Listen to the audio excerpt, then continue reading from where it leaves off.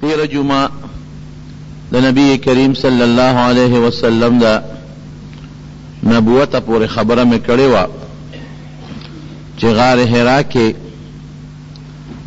دغه آیتونه نازل شو د اقرأ بسم ربک الذی خلق خلق الانسان من علق اقرأ وربك الأكرم الذي علم بالقلم علم الانسان ما لم يعلم. او بیا نبی علیہ السلام مبارک کور تراغه کور ته چې څنګه نبی علیہ السلام را ننوته نو په نبی علیہ السلام دا یخ تبراله ټول وجود یې رپېده او حضرت خدیجه رضی الله تعالی عنها ته فرمایي چې ما باندې صادر واچوي زملونی زملونی تزمیل یو شی په یو صادر کې انغختېدلو ته ویل کېږي ما په صادر کې ونغاړی په ما صادر را واچوي. نبی علیہ السلام ډیر د ادب او د احترام زندگی تیره کړې ده د هر چا به قدر کو.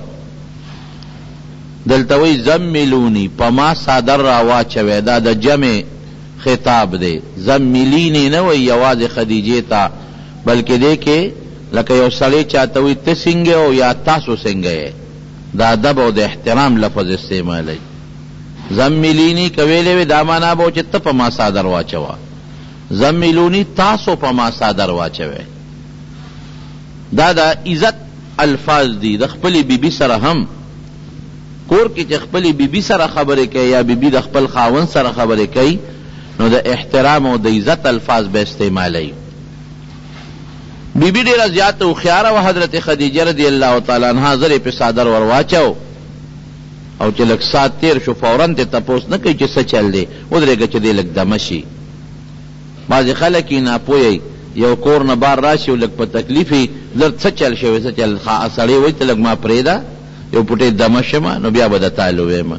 نو بیبي خدیجه ته زر تپوس نه کوي چې څه چل شوی دی دا ولې راپېږې دا صادر ولې چې لږ هغې پې صادر واچو چې نبی علیہ السلام لږ په قلار شو او اطمینان سره شو. فلما ذهب عنه الروع چې هغه ګبراهټ ته لږ ختم شو او د وجود هغه یخوالی لږ برابر شو نو بیا ته تپوس کوي څه چل شوی دی په تاسو څه مسله ده حضرت. نو نبی علیہ السلام ورته ټوله قصه بیان کړه. اوس پیغمبر علیہ السلام مبارک دا وجود رپېده ولې نو اوس هم چې په چا ګبراهټ راشي نو وجود یخ پخ شي خولې د وجود نه وبېږي دا قانون دی. او چې خوله وبېږي د وجود نه او په لاره بنده را رواني د غر نه راکوزېږي یخ هوا پې لګي چې په لاره راځي یخ هوا پې لګي نو هغې یخې هوا سره بیا د بنده دا وجود رپېږي او یخوالی پې راشي. د دې وجې نه د نبي علیہ السلام په وجود حالانکې وحی چې به راتله د حضور پاک نه به خولې به دی هغې نه خو معلومېږي چې وجود ګرم شي او زورونه م وله ورکړل حضرت جبریل علیہ السلام په غار حرا کې نو هغې سره خولې وبېدلې په لاره یخې شوې هوا سره نو یخني پې راله. نو خدیجه رضی الله تعالی عنها ته فوراً یو ټکی وی لقد خشیت علی نفسی زه خو په ځانو یریدم ټوله قصه یې ورته وکړه. دغه رنګې یو فرشته راله او زه یې ځان ته راتر غاړه باسلمه او ما له زورونه راکړله او دا ټکي راته چې اقرأ بسم ربک الذی خلق. او تاسو ته ما تیره جمعه غالبا ویلي حضرت امام زهري او لوی تابعي دی ابن شهاب زهري ورته وی محمد بن عبد الله ابن عبید الله ابن شهاب زهري دا لوی محدث دی او تابعي دی او زمونږ د احادیثو په جمع او په ترتیب کې او په تدوین کې د ډېره لوی حصه ده. هغه لیکي د هغه په سند باندې هغه وی او په بیهقي کې هم دا روایت شته چې جبریل علیہ السلام نبی علیہ السلام ته چې دا زورونه ورکړل او دا تلاوت د اقرأ بسم ربک الذی خلق ورته وکوي نو ورته یې وویل چې انک نبی حق ته ګورې رښتونی پیغمبر یې. دا ټکی ورته په لومبي ځل وی. نو شک د پیغمبر علیہ السلام په دې کې نو چې زه نبی نه یم یقین پیدا شوی چې زه نبی فرشته ولیدله آیاتونه واورېدل شق صدر وشو ورته پته ده چې نه درس ته نه تکلیف شته نبي نشته زخم فوری ټیک شو شق صدر د دې نه مخکې شوی دی یقین محکم حاصل چې د خدای پیغمبر. اوس دلته زمونږ طالبان سوال کوي چې دا یره پې ولې بیا راله پیغمبر یریږي ولې چې نبی علیہ السلام فرمایي لقد خشیت علی نفسی ویریدم او بیبي خدیجه رضی الله عنها ولا ډاډ ورکوي تسلی ورکوي دا ولې نورونو نبوت سره یره څه منافي خبره نه ده انسان چې په دنیا کې اوسېږي ګبراهټ خامخا راځي حضرت ابراهیم علیہ السلام لچې فرشتې کم وخت کې رالی او دا فرشتې تلې د لوط علیہ السلام د قوم د هلاکت دپاره فرشتې روانې دي نو ابراهیم علیہ السلام فورا لار قرآن شریف کې الله فرمایي فما لبس ان جاء بعجل حنیز یو رویت سخی ولا رویت کا هغه ولا رویت کا او ولا پوخ کا فورا میلمنو لراوړو وته مخې ته کېښوده چې هغه سخی ورته رویت کړی کېښوده نو هغې میلمنو هغه خوراک نه خوړه دغې زمانه کې به دا قانونو چې چا به ډاکه په چا وغورځوله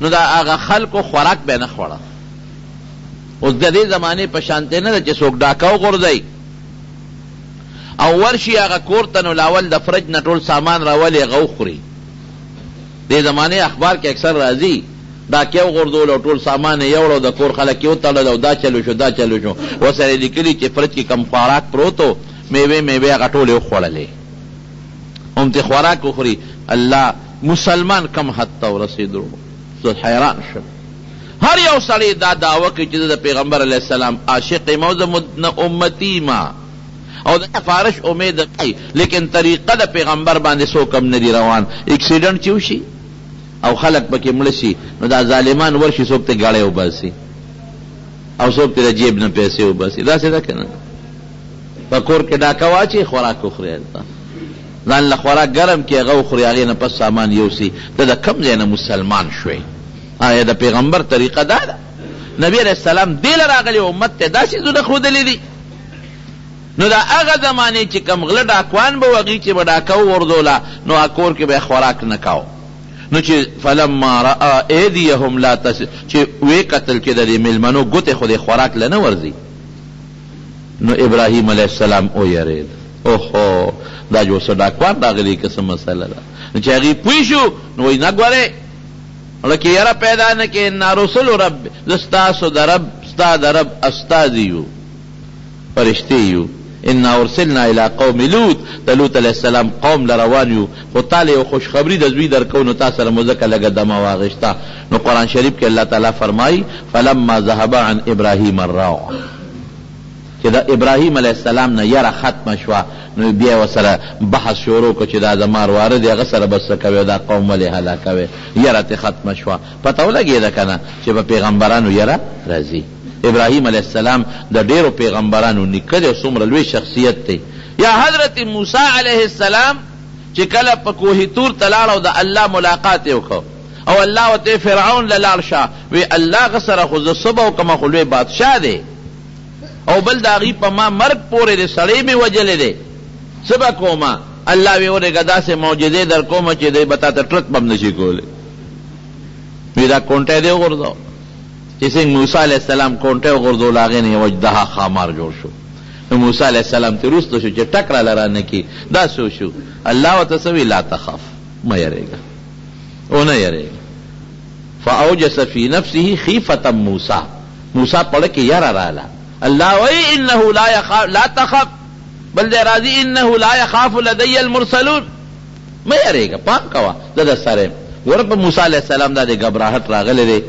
یره پې راغلی ده نو یره په پیغمبر راځي دا فطري شی دی طبعي شی دی ولې رونو یو په الله یره نه راځي چا باندې یره نه راځي دا فرق شو د پیغمبر او د خدای پیغمبر له الله داسې کمالات ورکړي دي چې دا بعضې څیزونه به پې راځي چې ته ورته خدای ونه وې غاښ به م خوږېږي شهید کېږي به ستړی به م پې راځي لوږه به م پې راځي بیماری به م راځي تبه به م راځي گبراہٹ او یره بم پہ راضی دنیا کی اسی کے انسان دے اعلیٰ کامل شخصیت کے انسانانوں کے کامل انسان دے لوی انسان لوی بشر لیکن گبراہٹ یره راضی نو که په نبی علیہ السلام یره راله نو دا خبره خو نه ده او یره د څه د وجې نه اوس راله په نبی علیہ السلام په دې ځان پوهې کا علما مختلفی وجې لیکي، خو ستاسو د پاره اسانه وجه درته وایم.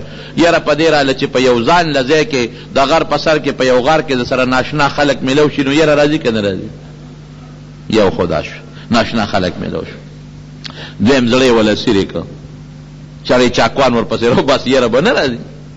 او د دنیا خلق رالل په تله کې وسره او تلل ما درته مخکې جمعه کې ویلي یاره نه راځي. او بیا جبریل علیه السلام ځان ته راترغاړی ایسته، څو ځله یې راترغاړی ایسته. نو د جبریل خو ملکیت دی په هغه کې، هغه خپله سر وردن نه کوي پکې چې زه به تاله بار بار راځم، نو چې لږ مانوسیت انس پیدا شي، مینه پیدا شي، نو دې سره یاره پیدا کېږي. او بله څه خبره ده، بله دا ټکې چې ته پیغمبر دا یې ورته ووایي تعالی الله نبوت درک پیغمبری دله درکړه، نو یاره دام راله چې د لوی قوم سره مقابله مې ده. اوس به څه کوم؟ لقد خشیت علی نفسی، هغه وخت د ماضي صیغه ده، هغه وخت ویرېدم، زړه کې مې یره راله هغه ټیم سره. ولې به یره راله ټیم سره؟ لوی قوم سره مقابله ده، ټول یو خوا دي، زه پکې یا کې تنها بل خو یم. اسانه خبره ده. د خلکو سره به څه کوم؟ څوک به مې مخالف شي، څوک به مې دشمن شي، چا سره بروانه راځي، وال ټکول به پکې راځي، او نورې نخرې پخرې، دا خو ډېر ګران کار، دا به څه چل کېږي.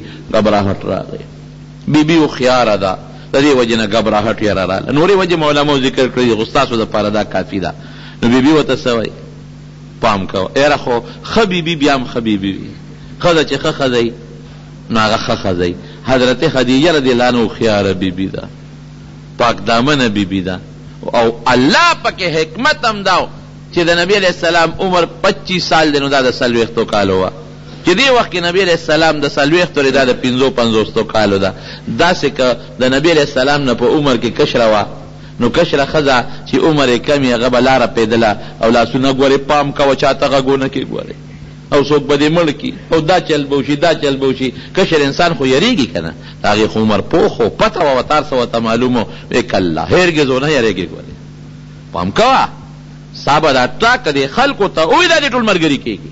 انک لتصل الرحم، تاکې خو یو صفت دا دی چې خلکو سره صلې رحمي کې، ټول خپل خپلوان درته داسې نږدې دي، هر یو مشر درته د خپل زوی په نظر ګوري، هر امزور درته د خپل لور په نظر ګوري، هر کشر درته د پلار په نظر ګوري، هر چا له منډې وې. نو لومبۍ خبره خلکو ته د خپل رشتې نه مخالفت شروع کېږي. نو رشته دارانو سره د صلې رحمي ډېره مضبوطه ده، ابه دې ملګري، رشته دې ملګرې ده.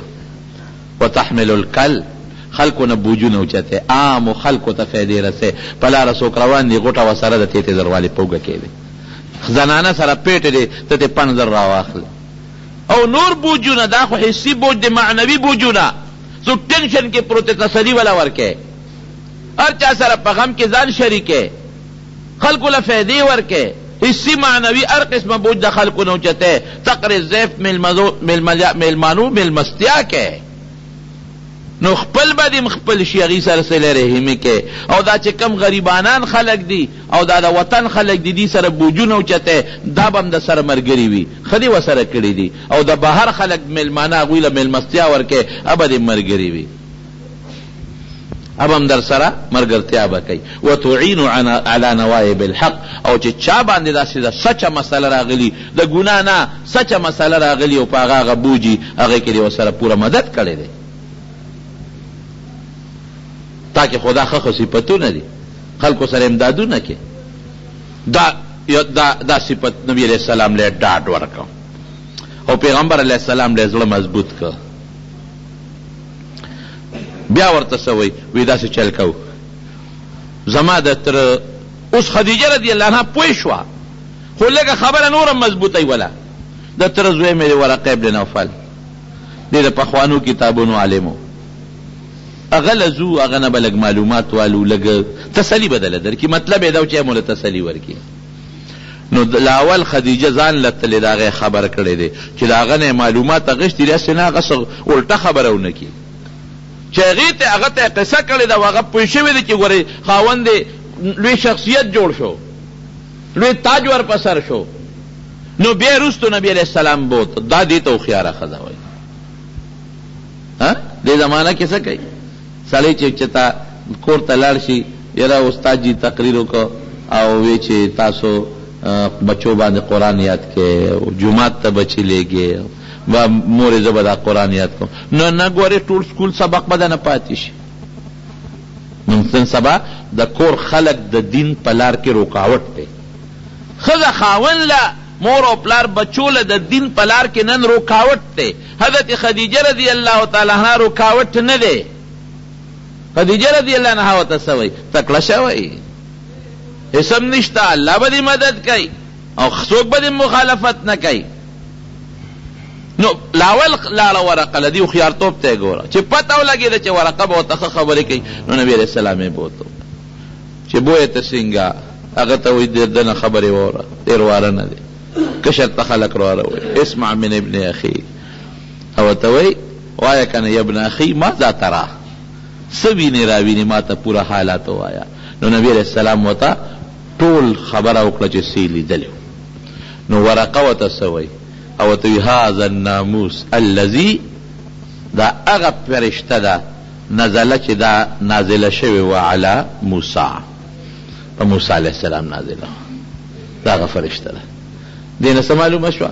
فرشته چې نازلېږي په موسی او هغه پیغمبر علیه السلام له راشي، نو د پیغمبر د پیغمبرۍ تصدیق شو که نه؟ دا پیرې نه دی، دا بلا نه ده، دا بو نه دی، دا څه دیو نه دی، دا فرشته و مقربه. او بیا فرشته کې ناموس هغه پټ چې یو څوک دله پټ خبر راوړي او د خیر خبر راوړي، هغې ته ناموس وایي. د دې مقابل جاسوس دی، هغه د شر خبره معلوموي په دې غوږونو سترګو، پټه طریقې سره شر کې ګوتې وایي. ناموس په پټه طریقه خیر کې ګوتې وایي. دا هغه فرشته ده چې په موسی علیه السلام نازله ده. یا لیتنی فی حاجه، ارمان چې ستا د پیغمبر په زمانه کې زه ښه مضبوط او قوي او ترندس وې او ما د سره مدد کړی وې.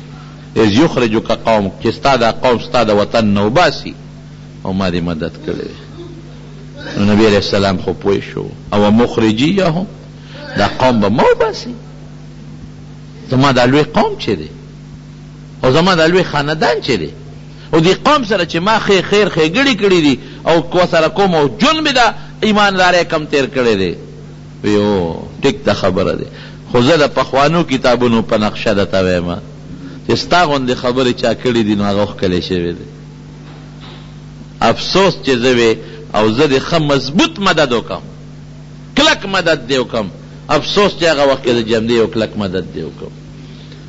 ورقه د نبي علیه السلام د دې خبرو تصدیق وکړه، یو ګناه دومره پورې تصدیق یې وکړه چې دا فرشته تعالی راغلی ده او دا خبرې دې د دوکې خبرې، د فریب خبرې نه دي، خبرې دې درسته دي. دې پسې ثم لم ينشب، حدیث کې راځي چې درنګ تیر نه کا، ورقه څه موده پس وفات شو. بیا وروسته حضرت خدیجه رضی الله تعالی عنها د ورقه نه تپوس کړ، د نبي علیه السلام نه تپوس کړی دی.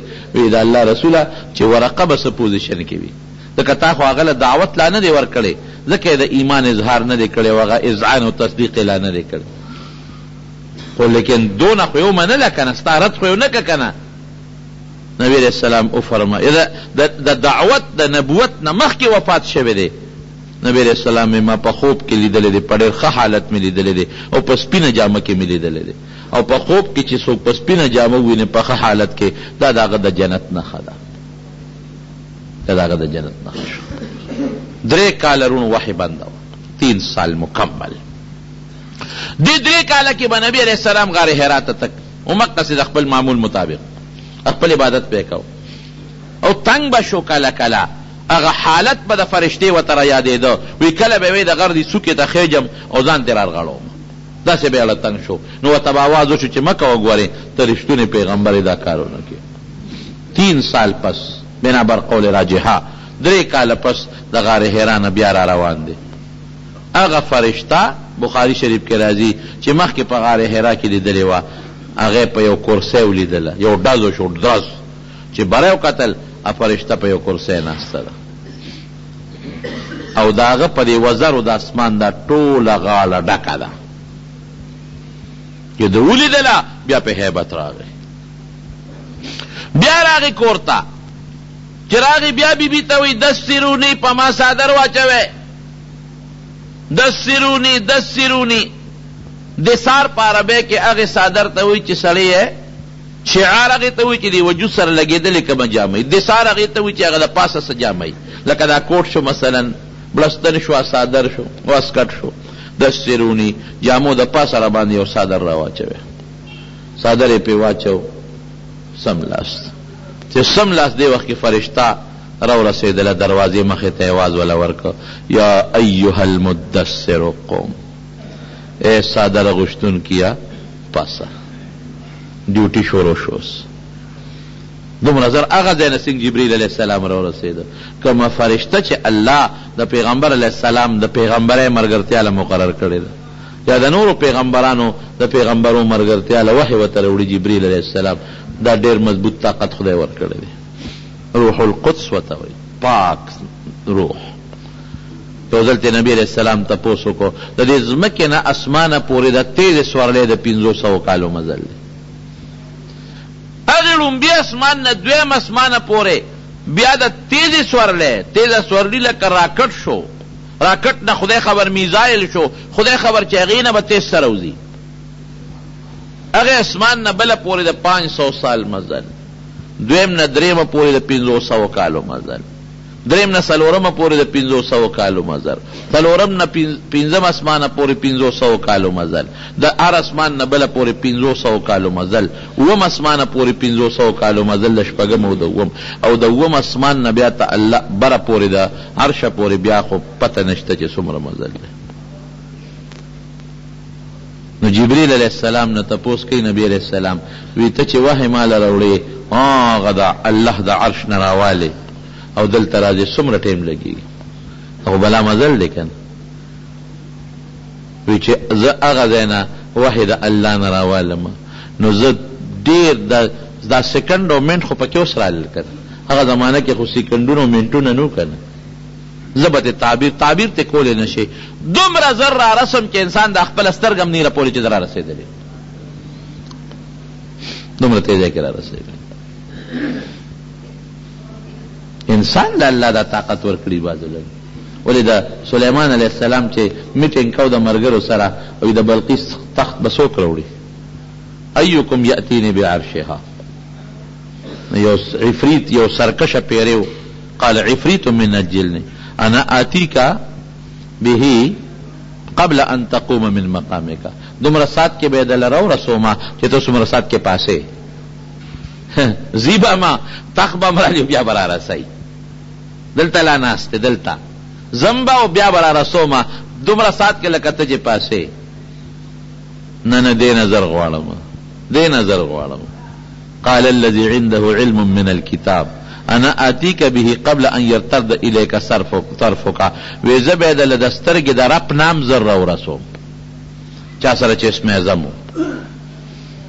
اسم اعظم ولاوي سترګې رب نام د لزر را رسوم نو چې الله بندلا د خدای د نوم طاقت ته الذي عنده علم من الكتاب ملا صاحب الذي عنده علم من الكتاب کوم چې ملا صاحب ورسره عالم ورسره او اسم اعظم یادو نو چې یو عالم له خدای پاک د الله د نوم د وجې نه دومره طاقت ورکوي چې د سترګې د رب نه د بلقیس تخوه ته را رسوي د سبا نه نو ته وایې چې جبریل علیه السلام سره څومره طاقت دی او څومره طاقت خدای ورکړی دی د لوط علیه السلام قوم چې تباه کو یو وزر یو پوټې غوندې حصې ځمکې لاندې کړه او اوچته یې کړه او الاوړې راوغورځوله او په اواز کې څونه طاقت پیدا کړی دی چې جو چغې واله په سمودیانو په عادیانو باندې نو ټول الاوړې پراتو یو چغې سره ټول بیا مردار ومړه پراتو دومره طاقت الله ورکړی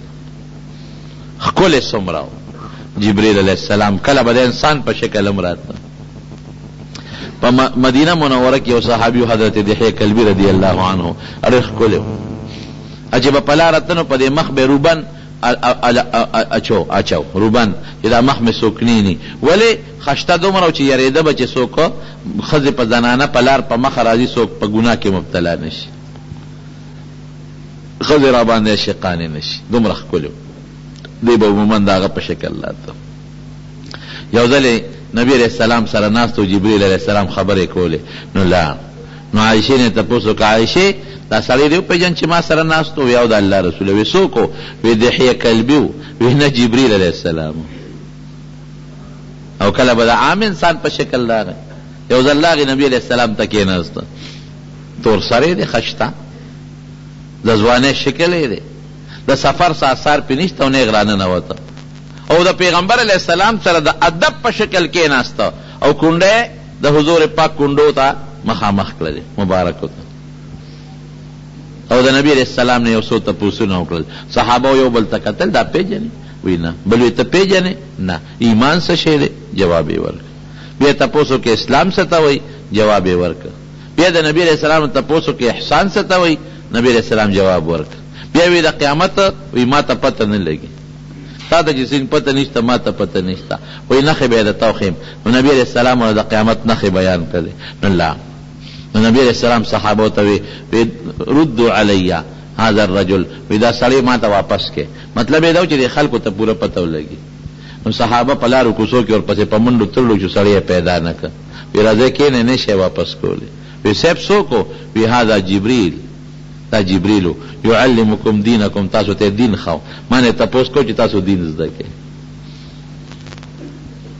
او کله به لیټم شو، کله به لیټم شو.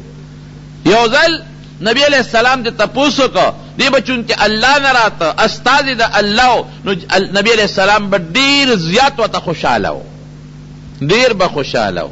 نو یو ځل چې نبی علیہ السلام تپوس وکړه، وی ته مونږ له دا چې راځې لږ زر زر راځه که نه، زیات نه راځې.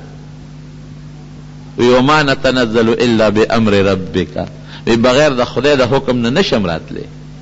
الله چې وی دله راځم، چې نه وی د نشم راتلی.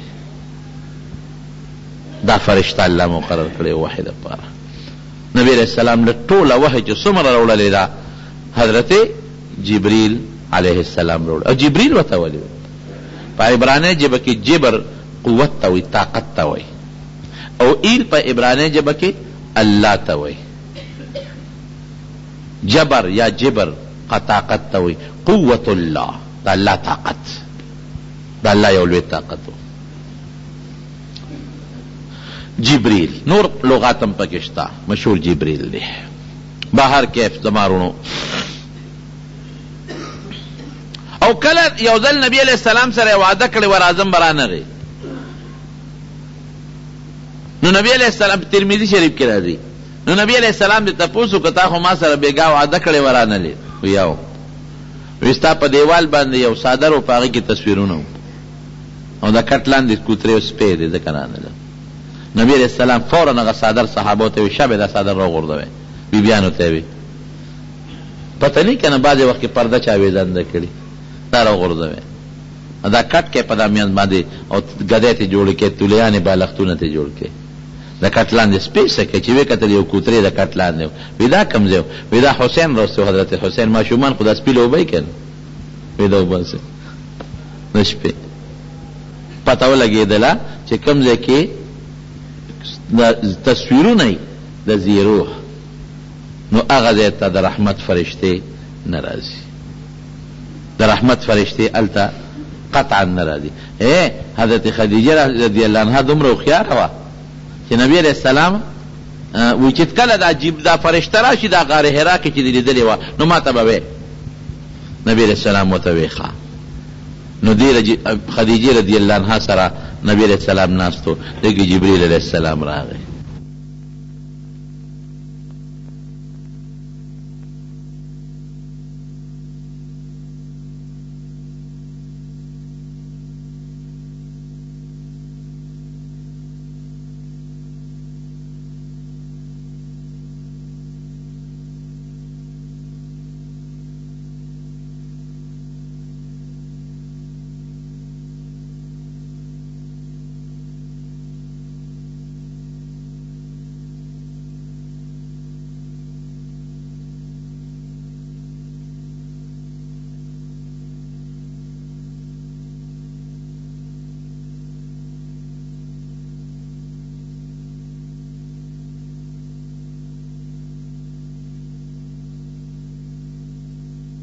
ایها المدثر، صادر اغسطن کیا یا ایها المزمل صادر اغسطن کیا، یا ایها النبی اے پیغمبر، یا ایها الرسول اے رسول پنامنوم ورتنالی. دا ولی پنامنوم که سوک یو بلتا اخلی پروا نشتا، و اللہ چی اخلی نو پا اللہ خو اغشتی چی اغی که خود شک و شبه نشتا، احترام و ادب کئی.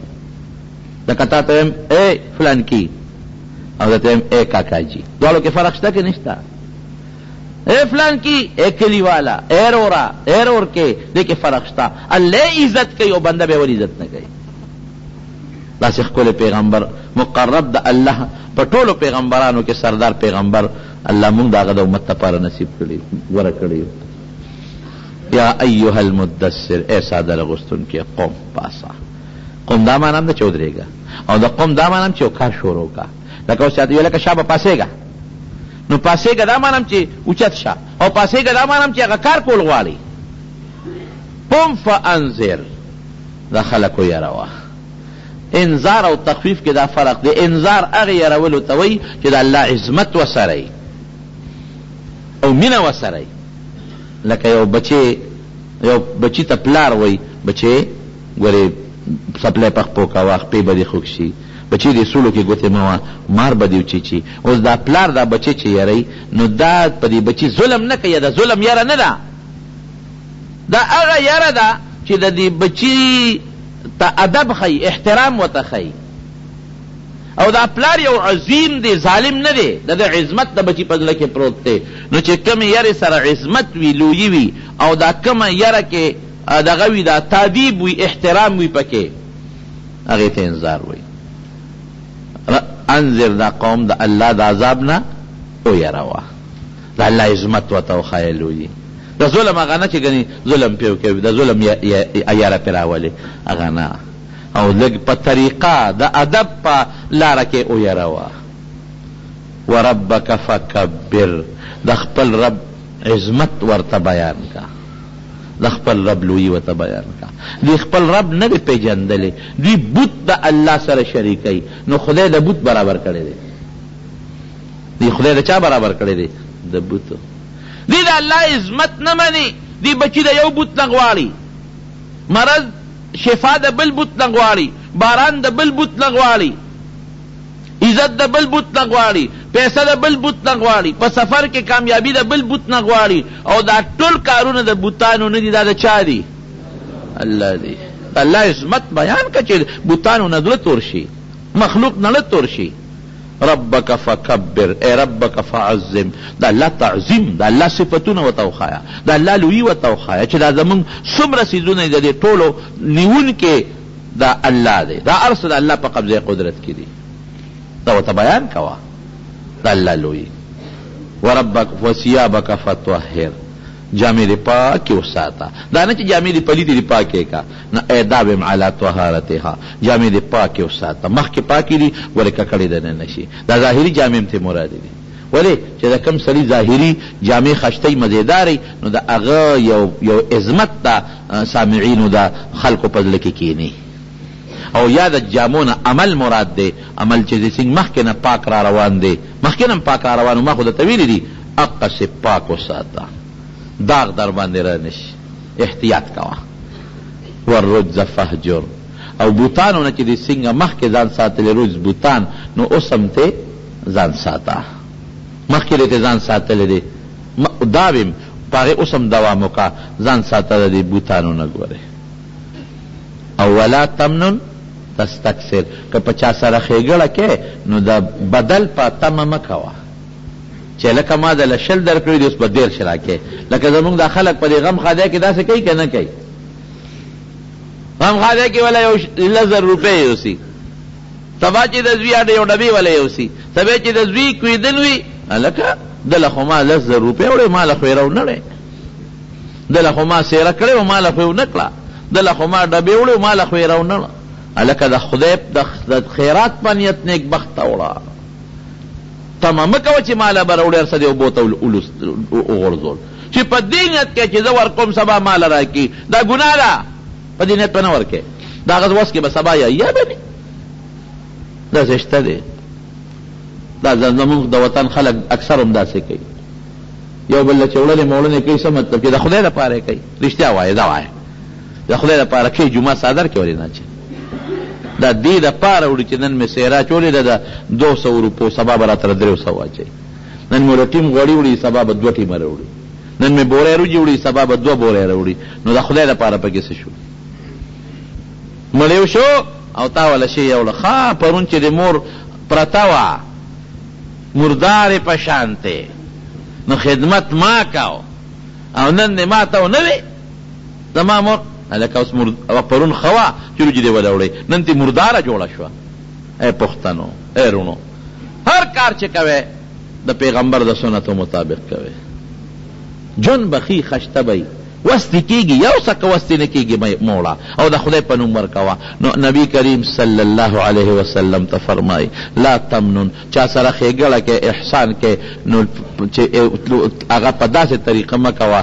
چا تا بیاد زیادت مطالبہ کے خدای دا پارا سکوا ولی ربک فاصبر زبردست کرے دگوری مخالفت بدی شروع کیگی کنزل پکانو وشتل وال ټکول نو دې ته زړه ټینګول آسان کار دی که ګران کار دی نو الله د پاره صبر وکړه لربک مقدم کړی دی په دې آیتونو کې چې کوم نحوي هغه بلاغتونو امې درته ذکر نه کړل دی کې 15 غنټې تقریر دی لربک فخاص الله د رب د پاره صبر کوه لږ صبر کوه او یو سړی د خدای د پاره صبر وکړه خو ته خبره مضبوطه وي ګوره دینا سا معلوم شوا لنبی خدا معلوم شوا چه علم بحاصله مخی وطا علم خو اقرأ مانا دادا علم زدکا زن پوئی کا دویم نمبر چه ده علم حاصل کا نو بیا خلق مخلوق خدا تا دینو رسوا دا چه سد زدکلل بلتاو رسوا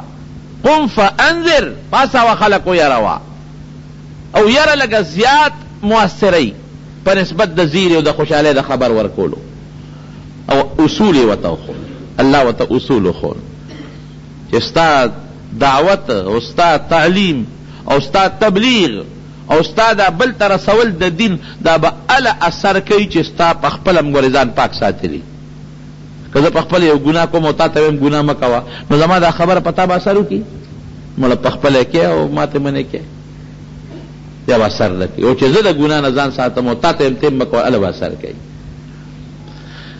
دا آیتون نازل شو کہ نازل شو نبی کریم صلی اللہ علیہ وسلم صادر و غرزہ غٹ درون پیٹے پسر باس التا نبوتو درے کالا مخ کے اور درے کالا پس رسالت دور شروع شو ادا نبوت دور دا دا رسالت دورو التا دا نبوت تاج پسر و دلتا دا رسالت تاج پسر شو اور ڈیوٹی حوالہ شوا اور سخت ڈیوٹی حوالہ شوا حضرت خدیجی رضی اللہ تعالی عنہ ته وای چې خدا الله رسول ما ته خدا آیتونه راوړل بس لومبه غوي ما خدا مخ کې نه پدې ارمانو هغه خو فورا په خذو کې لومبه ایمان راوړل مسلمان شو په خذو کې حضرت علی ما شملوی د نبی علیہ السلام سره د ترزوی د ابو طالب او راکوټه وسره لوي شوی دی هغه ته ودا مسله ده وی سب ما منلی اول نمبر په ما شومانو کې حضرت علی ایمان راوړل او حضرت زید ابن حارثہ غلام دے دا خدیجی رضی اللہ تعالی عنہ پا غلامانو کی لنبی ایمان راوڑا او پا بالغانو سلو کے لنبی ایمان چا راوڑا دی حضرت ابو بکر صدیق رضی اللہ عنہ او بالکل بسر و چشم دا سلور اول نمبر مسلمانان شو او بیا رو رو رو رو لگیا دی مخالفتون شروع شو جگل شروع شو مخالفتون شروع شو اغا پیغمبر چه صادق رشتونی بے ورطوی بے ورطوی دروغ جنے اغا پیغمبر چه دا وعدی رشتونی بے ورطوی چا بوتی جادوگری چا بوی لیوانی عیاذن باللہ چا بوی کاہنے آسان خبر ندا دمرا مضبوط بار دا نبی کریم صلی اللہ علیہ وسلم پسر پریوت چه دا حد نو مونږه طالبان طرف پټکی کله پسر پټکی نو موږ ته دا وایو چې دا پټکی دا نه چې غنی یو تخم دل د سر نه تا وکړه دا ستا پسر یو لوی بار پریوت کم بار چې خپل استادانو زمون پسر اخاودل دي دا چې کم زدکل دا بوست امت ترسه مخلوق تبرسه اوس به د اترو یا د مسواکونو دکان نه کې اوس به تکله شي دا به بل ته رسول وغواړي تجارت کوا. ما دا خبر دا مطلب نه نه اتر خرڅ او که مسواکونه خرڅ او که تجارت کې دا جیز دي، خو مطلب می دا چې د تجارت لپاره د خپل ډیوټي پرې نه دی. او دا یوازې د نبی علیہ السلام نه دی او د عالمانو، دا د هر چا فرض دی. تا دلته کې باندې کومې خبرې واورېدې نو دا به دې کور زنانو ته به رسې، ماشومانو بچو ته به رسې، دوستانو ته به دا خبرې رسې. دا د پیغمبر علیہ السلام موږ نبی علیہ السلام چې کوم لوی حیثیت هغه هم راپوټې کړی دی. د دواړو جهانو مبارک سردار، لوی داعی امت تپاره، لوی مبلغو د امت تپاره، لوی معلمو د امت تپاره، لوی خیر رسونکو د امت تپاره، امت کې د اسلام او د ایمان یو لوی انقلاب پیدا کړی دی. دا ډیوټي به مو تا ټول کوو چې هغه امتي وي، دا ډیوټي به کوي. د مولا لږ زیات علمي ابا زیات کوشش کوي، او ستا به پوټینې علمي ته به پوټینې کوشش کوي. مولا به په لوډ سپیکر ټولو خلکو ته کولی شي، ته به خپلو دوستانو ته کولی شي، بچو ته به کولی شي، ښځې ته به کولی شي، ماشومانو ته خو کولی شي که او چې کومې خبرې واورې دا خو دا نه چې تا واورې د یېرې شوې، دا خو یادې پاتې کېږي، دومره زر نه یېرېږي. دا د نبي کریم صلی الله علیه وسلم ډیوټي ده. نو دا دور د رسالت شروع شو، لوی بار په سر شو. د پیغمبر ذمہ داري ډېرې زیاتې وي د امتی په نسبت. پیغمبر له خدای لوی کمال ورکړی دی، لوی حیثیت یې ورکړی دی، خو ذمہ داري ډېرې زیاتې دي د پیغمبر. ولې ذمہ داري نه دي؟ نو دا څلور کسان لومبي حضرت ابوبکر صدیق، دا نور بیا وروسته مسلمانان شوي دي. یو موقع کې حضرت عمر او حضرت ابوبکر صدیق رضی الله عنهما یو بل سره پټې غوندې اختلاف راغی. ابوبکر صدیق ورته لږ استغه ووایي، هغه ورته استغه ووایي. نو عمر پې خفه شو، چې خفه شو حضرت ابوبکر ورغی حضرت عمر ته ما معاف کا. هغه خفه شوی وایي نه دې معاف کوم. روان شو ته دې مور پسې روان شو. وایي چې څوک چا سره زیاتي وکړي نو پکار چې بل د معافي بیا فورا وغواړي. دې ورپسې ځي به معاف کا، کور ته ورپسې لاړ، اتې مخکې دې ورپسې دی. عمر ته مخکې دی چې عمر په دروازه ور دننه شو نو دروازه یې ورته بنده کړه چې تا زه خفه کړم اوس را معافي غواړئ. نو ابوبکر صدیق نیغ راغی د نبی علیہ السلام مجلس له چې را روان دی خفه دی چې یاره ما څه وکړل. عمر مې هسې خفه کړ، دا خو د ما ملګری و د خفه کولو نو. عمر چې کور سوچ وکړ نو ستومانه شو چې واقعي دې خفه کړم، خو بیا رانه معافي غوښته نو ما ولې معاف نه کړ او دروازه مې ورته بنده کړ. نو عمر هم ورپسې راغی. نبی علیہ السلام پې پوه شو وی دې سړي چا سره جنګ کړی. چې دواړه رالل کېناستله نو حضرت ابوبکر ورته الوی. نو نبی علیہ السلام حضرت عمر ته غوسه شو، حضرت عمر ته غوسه شو. حضرت ابوبکر صدیق ورته وایي صاحب زیاتي ما کړی دی، او نبی علیہ السلام بیا هم عمر ته غوسه دی. او څه فرمایي؟ وی هل تارکو لی صاحبي، وی زما دا ملګری دا ابوبکر صدیق دی به زما د خاطره معاف کې؟ که غوسه راته ده کړې ده خو چې معافي غوښته ولې دې نه معاف کاو؟ هل تارکو لی صاحبي، زما دا ملګری زما د خاطره معاف پکې ولې دې خفه کوې حضرت ابوبکر؟ او بیا څه وایي؟ وی یو وخت کې چې ما وی چې زه د الله رسول یم نو ابوبکر وی صدقته رښتیا دی وی، او تاسو ټول وی چې کذب ته دروغ دی وی. دا لوی منقبت دی د ابوبکر صدیق چې ما وی د الله رسول یم. واحد حضرت ابوبکر وی صدقته، د الله رسول رښتیا دی وی، صدقته رښتیا دی ویلي دي، او تاسو ټول وی چې کذب ته دروغ دی ویلي دي. دا د ابوبکر صدیق لوی منقبت دی. حتی تارکو لی، زما د خاطره زما ملګری به معاف کې. دا لوی منقبت دی جناب، د حضرت خدیجه د پاره، د حضرت علی رضی الله عنه د پاره، د حضرت زید ابن حارثه د پاره، او د حضرت ابوبکر صدیق د پاره رضی الله عنه. نور خبره به ان شاء الله آینده جمعه کې درته بیان کوم. نو دا زما پر خبرو بلګ عملم کول غواړي. د نبی علیہ السلام د حالاتو نه خبر شي، او زما چې کوم خبرې درته کوم په هغې به وپوټېله غوندې عملم کوې. ښه جناب، دا یو ملګري دعا غواړي، کور کې بیماري ده، اپریشن دی، رب العالمین دی وله شفا ورکړي. د یو سړي د خواښې سره ناجیز تعلقي او خپله لور رشته هغه سره کوي. د دې خواښې لور که څنګه د خپلې لور چې خواښې سره ناجیز تعلقي دومره ده چې ښځه پې حرامېږي، ښځه پې حرامه شوه. دا مسله ده. جلیبي واقعات دا خو ډېرې واقعې راځي. نو خیر دی، ښه او ښه ده. ښه بیان کې د بدنظرۍ متعلق لویه ګناه ده او خلک بدنظري کوي او جنکیب کوي، نو خدای دې منې کړي، لویه ګناه ده، الله دې منې کړي. خصوصا د محبت په مسله کې ډېر خلک مبتلا دي. وایي که خپل یو خاوند د ښځې ضروریات پوره کوي، هر قسمه ضروریات، او ښځه بیا هم خپي او عدالت په ذریعه د خاوند نه طلاق حاصلوي، نو په شریعت کې څه حکم دی؟ نو ګوره که دا خاوند د ښځې پوره حقوق او ضروریات پوره کوي، نو ښځه عدالت ته بیا ولیږي، خو څه چل به پکې وي که څه چل به پکې وي. او که بیا هم دا ښځ ضروریات پوره کوي او دا ښځه بیا هم ورسره، بیا خو دا مطلب چې د ښځې د خاوند نه دی خوښ. عدالت ورکولی شي. عدالت دې زمانه کې عدالت چې تنسیخ نکاح وکړي، تنسیخ نکاح، ښځه خاوند یو بل نه جدا کړي، دا شرعاً معتبر دی. عدالت چې کوم تنسیخ نکاح وکړي، علماء د دې متعلق فتوا لیکلې ده، شرعاً معتبر دی، خو الله په دې شرط چې عدالت د دواړو بیانات ووري، د دواړو خبرې ووري، او بیا تنسیخ نکاح کولی شي. او که عدالت داسې وکړل چې مثلا دا یو کس وي چې په ما زیاتې کړې دی او زما خبره پوره نه ده اورېدلې، هغه له بیا د اپیل حق شته بر عدالت کې، بیا د اپیل دی وکړي. ښځه د خاوند سره شل یا د ښځې خاوند شل 50 کاله قید شي، د ښځې حکم دی، بس ښځه ولې جامع مامورین دي ولېږي ولا جیل ته، حکم یې دغه دی، دا ته ځان جدا کولی نه شي او بل خاوند نه شي کولی، چې کله جیل نه راخلاص شي نو همدغه ښځه ده.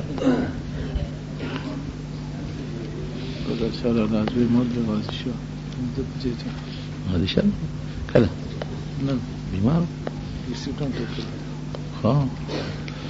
اوكي. الحمد لله رب العالمين والصلاة والسلام على رسوله محمد وآله وصحبه. الله تزمون راضي شي، الله د خیر او د برکت زندگی نصیب کړي، الله د فتنو مصیبتونو په امن او امان کې ورساته. رب العالمین د نبی علیہ السلام په نقش قدم موږ روان کې. دا زموږ د فضل شاه لالا زوی د غازی شاه وفات شوی دی، دا زموږ د سیرو د کندی او اکسیډنټ کې غریب وفات دی. دعا وته چې الله مغفرت نصیب کړي. غازی شاه انسان دی، بس زمونږ فضل شاه لالا دی خدای پاک وبخي، هغه یا د هغه بچي ډېر لوی خدمت کړی دی او کوي د قوم او د ولس. او غازی شاه خو ډېر ښه سړی و، الله دې مغفرت نصیب کړي. او اکسیډنټ کې مړ دی خو شهید دی، الله دې دا شهادت قبول کړي، الله دې بچو له وارثانو له صبر ورکړي، ورونو دې الله صبر ورکړي، الله دې د نورو غمونو نه وساتي. نور چې څومره مردگان وفات دي الله د ټولو مغفرت نصیب کړي.